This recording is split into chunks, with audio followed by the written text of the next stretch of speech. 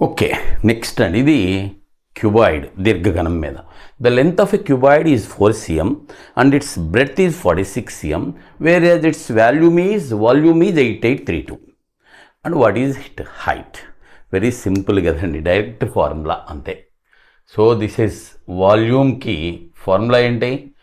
LBH, that is equal to 8832.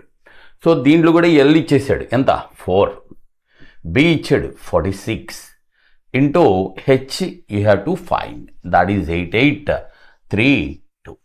H మనం కనుక్కుందాం. Cancellations చేద్దాం. చూడండి, ముందు 4 టేబుల్, దీంట్లో 2 దీంట్లో పోదు కదా, 0 and 8.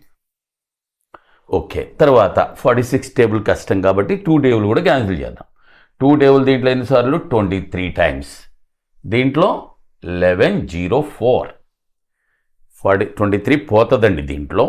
సో 23 పోనీ తీసుకొచ్చేయండి. హెచ్ ఈజ్ ఈక్వల్ టు ఎంత అంటే 1104/23.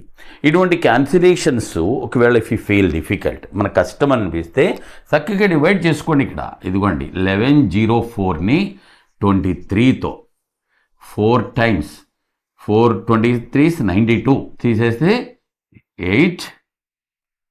184. 23 చూడండి, దాంట్లో ఎన్నిసార్లు పోద్దు? 8 టైమ్స్. 8 టైమ్స్ పోతే దట్ ఈజ్ 184. సరిపోయింది. సో యువర్ ఆన్సర్ ఈజ్ ఎంతండి? 48. ఓకే.